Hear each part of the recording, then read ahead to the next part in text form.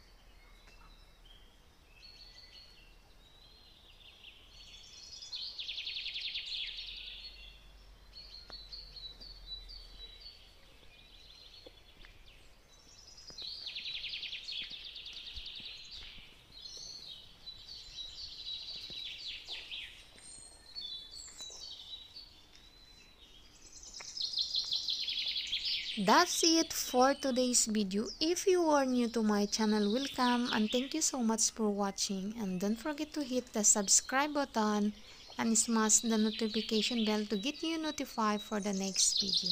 Thank you for watching. Bye. God bless.